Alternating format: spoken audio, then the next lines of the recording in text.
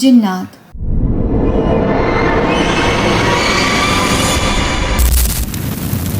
Kuwait کی صوفیانہ سرزمین میں جادو اور موسیقی کی ایک کہانی سامنے آتی ہے جو ہمیں قابل ذکر نور التکاکا سے متعارف کرواتی ہے، جنہیں ایک ہونہار کویتی گلوکار اور ڈرمر کے طور پر دور دور تک جانا جاتا ہے۔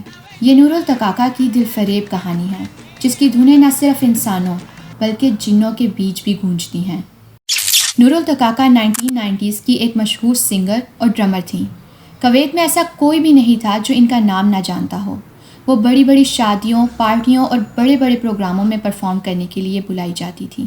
اور پھر ایسے ہی ایک دن وہ دن آتا ہے جو ان کی زندگی کو بدلنے والا تھا۔ ایک دن نور التکاکا کو ایک فون آتا ہے جس پر نور التکاکا اپنا متعارف کرواتی ہیں، اور پھر ان سے پوچھا جاتا ہے کہ کیا آپ ایک شادی کی تقریب میں پرفارم کرنے کے لیے اپنے بینڈ کے ساتھ آ سکتی ہیں یا نہیں، جو کہ بالکل ایک عام سی بات تھی۔ اور نور التکاکا بھی اس شادی پر پرفارم کرنے کے لیے ہاں بول دیتی ہیں کیونکہ وہ اور ان کا بینڈ اس دن فری تھے۔ ان کی حامی بھرنے کے بعد انہیں اس جگہ اور گھر کے بارے میں بتایا جاتا ہے جہاں پر جا کر انہیں پرفارم کرنا تھا۔ اس زمانے میں زیادہ تر شادیاں گھروں میں ہی ہوتی تھیں، آج کی طرح ریسٹورنٹس یا ہوٹلز میں نہیں۔ نورا کو اس شادی کا انویٹیشن بھی بالکل باقی شادیوں کی انویٹیشن جیسا ہی لگا۔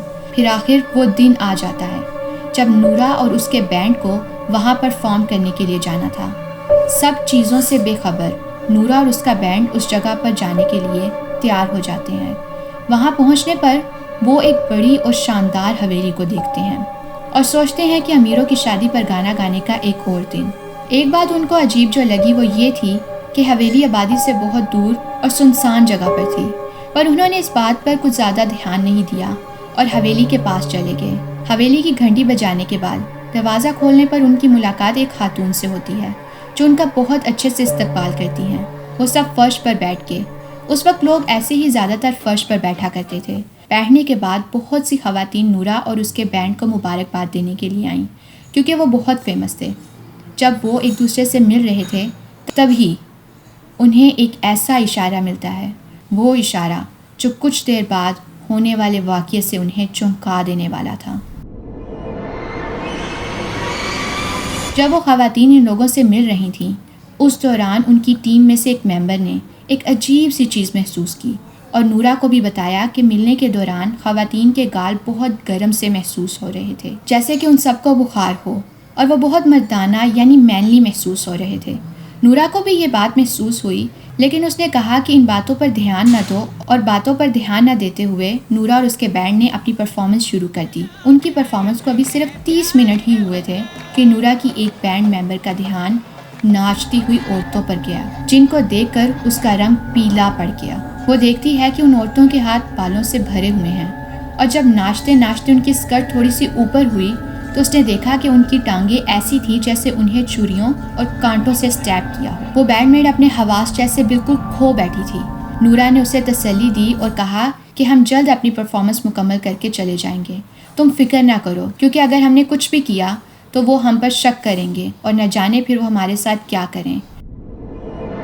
نورا کی بینڈ میٹ نے اس کی بات مانی، لیکن وہ پھر بھی گھبرائی ہوئی تھی۔ انہوں نے پرفارمنس کرنا جاری رکھا۔ ان سب کا عجیب و غریب ڈانس اور حرکتیں انہیں مزید ڈرا رہی تھیں۔ چند لمحوں بعد دولہا اور دلہن آئے اور کرسیوں پر بیٹھ گئے۔ وہ کرسیاں بہت عجیب سی تھیں، جیسے وہ کسی کھلے منہ جیسی کوئی چیز ہو۔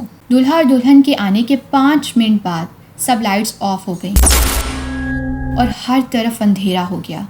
یہی وہ وقت تھا جب نورا اور اس کے ساتھیوں کو بھاگنے کا موقع ملا۔ سب سے پہلے نورا کا ایک بینڈ میٹ بھاگا اور پھر نورا اور اس کے باقی ساتھی۔